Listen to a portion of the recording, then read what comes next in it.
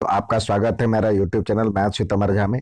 इस वीडियो में हम सत्र 2022-23 का जो सीबीएसई ने सैंपल पेपर जारी किया है उसका क्लास 10th का बेसिक मैथ जिसका कोड है 241 उसका ऑब्जेक्टिव टाइप क्वेश्चन लेकर के उपस्थित हूँ सेक्शन ए का।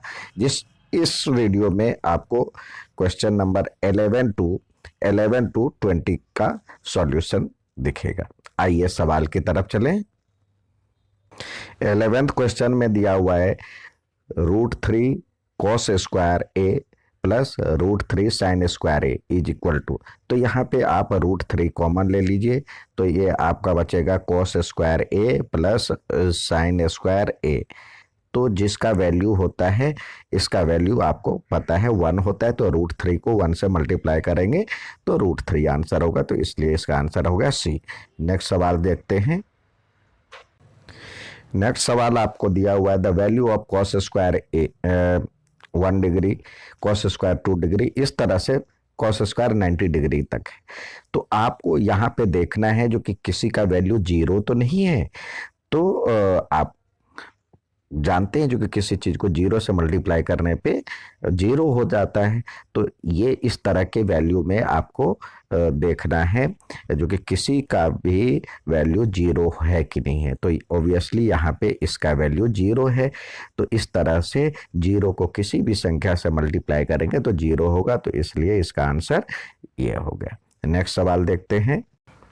यहाँ पे 13वां क्वेश्चन कह रहा है perimeter of a circle is equal to that the square, यानी पेरीमीटर, सर्कल का पेरीमीटर और स्क्वायर का पेरीमीटर दोनों बराबर है। तो एरिया यानी दोनों के क्षेत्रफल का अनुपात या then the ratio of their areas, तो क्षेत्रफल का अनुपात ज्ञात करना है। तो यहाँ पे आपको सबसे पहले पेरीमीटर बराबर करना होगा दोनों का। तो सर्कल का पेरीमीटर क्या होता है, वृत्त का परिमाप होता है 2πr, और ये सर्कल का होता है 4 इंटू साइड यानी ए, 4 इंटू ए। तो आप आर को ए के टर्म में निकाल लें तो आर बराबर क्या हो जाएगा 4a/2π। ठीक है, अभी पाई ही रहने दीजिए। अब कहता है दोनों का एरिया बराबर है, तो एरिया मतलब एरिया का अनुपात ज्ञात करना है। तो यहाँ पे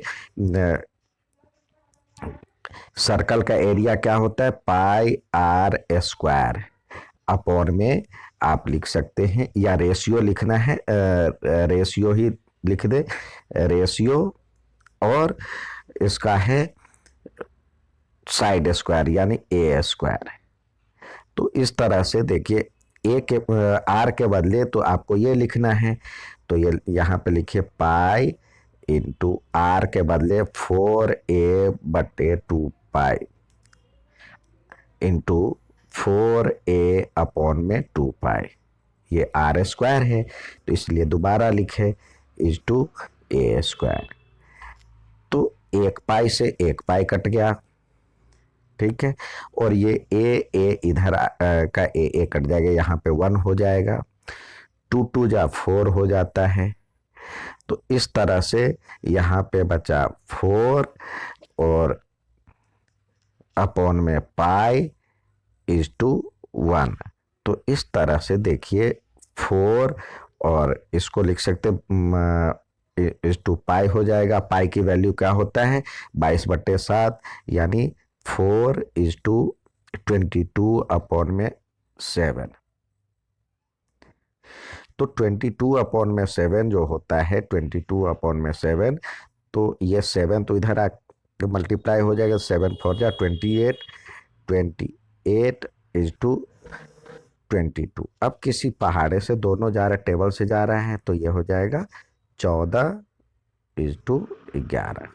तो ये इसका सॉल्यूशन आपको 14:11 ये। नेक्स्ट सवाल देखते हैं। यहाँ पे देखिए कह रहा है radii of 2 circle are in ratio this तो देयर एरिया। तो आपको देखिए वैसे ये दिया हुआ, इसका मान लीजिए 4r और ये 3r हो जाता है। तो वैसे r बराबर में ये r मान लीजिए आर बराबर में ये और इसका आर बराबर में ये। तो एरिया जब हम निकालते हैं तो इसका स्क्वायर करेंगे, क्योंकि पाई आर स्क्वायर होता है। तो इसका स्क्वायर करेंगे तो ये इसका स्क्वायर और इसका स्क्वायर हो जाएगा, यानी 16:9 हो जाएगा। ठीक है, क्योंकि पेरीमीटर में होता तो आर ही आता, तो इसी अनुपात में होता। आप देखना चाहें तो इसका वैल्यू रखें 4 पाई r स्क्वायर, यानी सॉरी 4a रखें तो हो जाएगा। पाई आर स्क्वायर की वैल्यू क्या होती है, पाई इंटू 4a का स्क्वायर अपॉन में पाई इंटू 3a का स्क्वायर।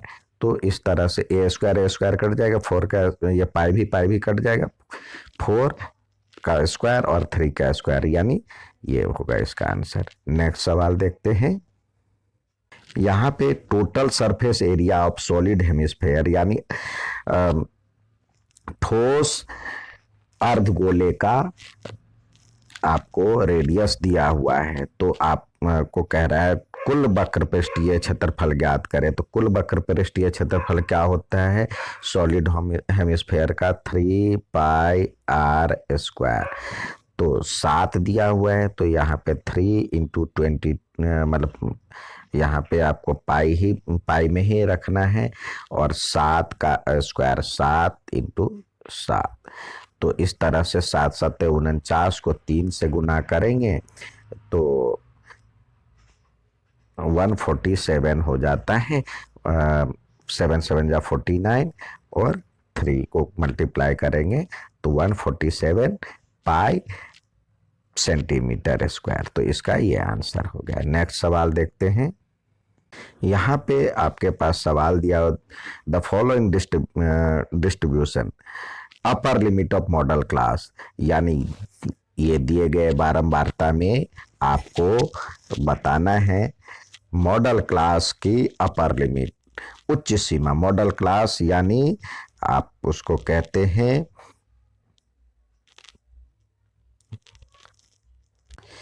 मॉडल क्लास, यानी बहुलक वर्ग की बारंबारता की उच्च सीमा। तो बहुलक वर्ग किसे कहते हैं, जिसकी सबसे ज्यादा फ्रीक्वेंसी हो। तो सबसे ज्यादा फ्रीक्वेंसी आप ये देख रहे हैं 20, यानी इसमें देखेंगे सबसे ज्यादा किसका वैल्यू है, तो ये 20 दिख रहा है। तो ये हो गया आपका मॉडल क्लास। मॉडल क्लास की उच्च सीमा यानी 15 से 20 आपका हो गया बहुलक वर्ग। तो बहुलक वर्ग की उच्च सीमा यानी ये हो गया 20, इसका आंसर 20 होगा। तो बहुलक वर्ग की उच्च सीमा यानी ये हो गया इसका आंसर सी। नेक्स्ट सवाल देखते हैं।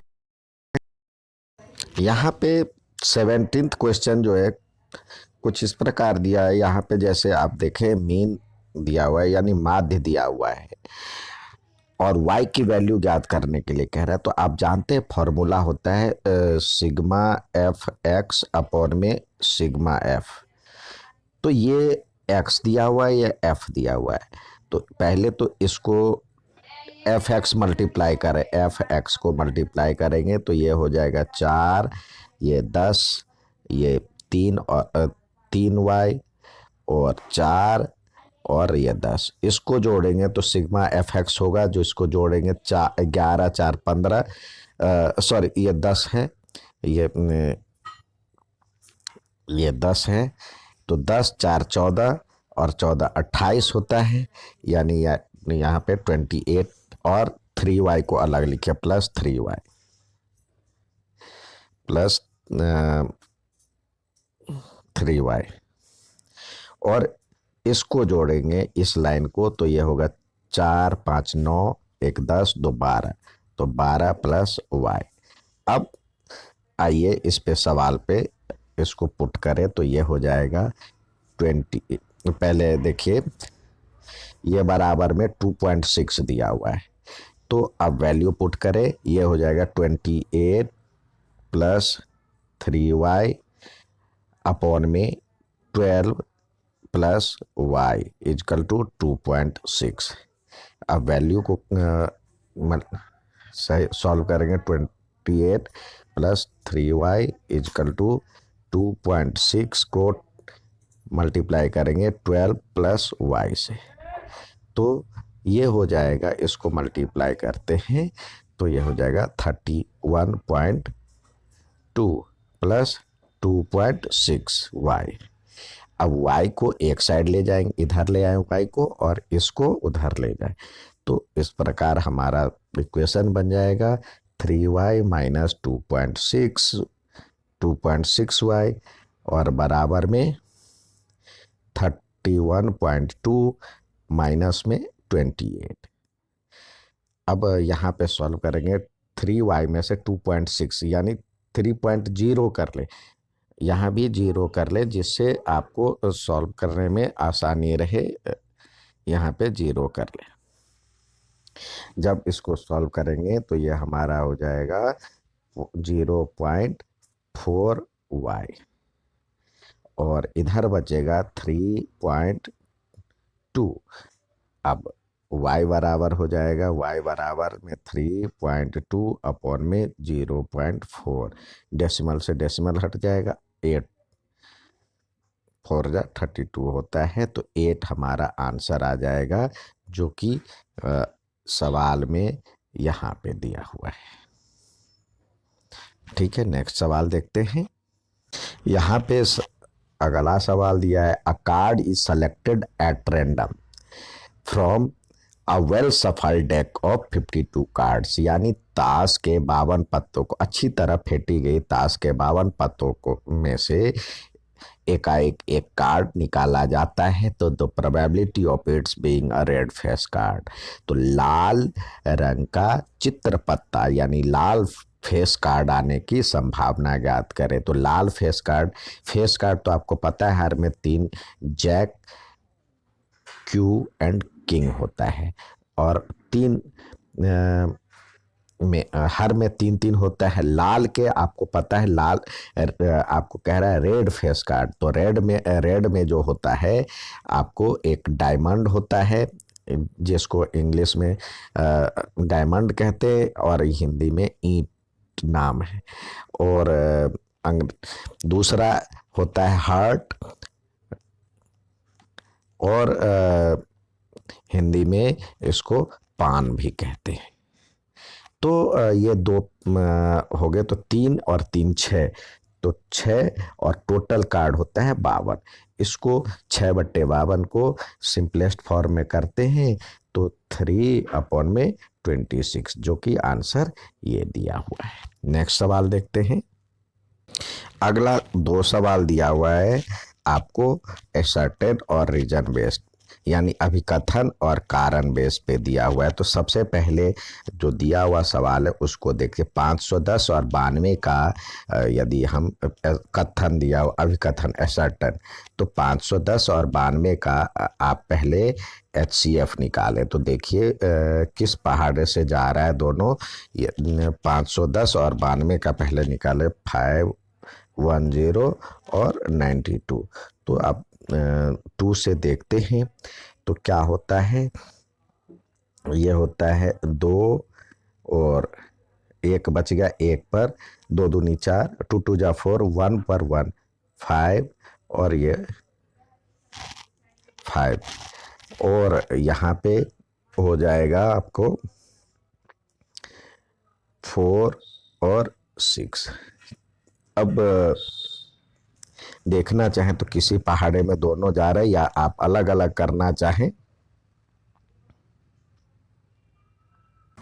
अब ये किसी पहाड़े में से दोनों कॉमन पहाड़े से नहीं जा रहा है, तो HCF तो 2 है, HCF तो 2 है, लेकिन LCM जो होता है LCM इस सबको मल्टीप्लाई करेंगे तो ये LCM हो जाना चाहिए 2 गुने 2 2 5, यानी HCF और LCM निकालेंगे और इसको मल्टीप्लाई करते हैं 225 को 46 से, और फिर तो इस तरह हमारा आंसर आता है 23460। अब आते हैं सवाल की तरफ।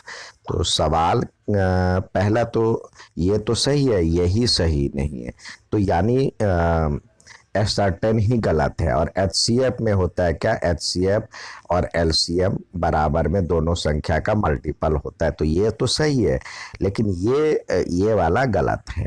तो इसमें देखें ए इज ट्रू, ए यहाँ पे आपको दिया हुआ है 20वां सवाल। इसमें कह रहा है इसको और इसको यदि किसी लाइन सेगमेंट को the ratio in which the line segment joining internally divided by x axis is 1:2, यानी ये और ये पॉइंट को जोड़ने वाली लाइन x अक्ष पर इस अनुपात में काटता है। तो पहले देखें ये सही है कि नहीं सही। यहाँ पे ये आपको निकालना होगा। तो देखिए यहाँ पे x एक्सिस पे x अक्ष पर आपको पता है y 0 होता है, तो y की वैल्यू निकालें। फॉर्मूला आपको पता है, यहाँ पे देखिए मान लेते हैं रेशियो k:1 है, ठीक है। और फॉर्मूला क्या है, फॉर्मूला होता है, और पहले y की वैल्यू देख लें, m1 = हो जाएगा, सॉरी y1 = -3 और y2 = 6। तो फॉर्मूला क्या है आपको पता है, m1 y2 plus m2 y1 upon में m1 प्लस m2, और बराबर में 0 होगा y अक्ष पर। तो आइए इस पे सॉल्व करें।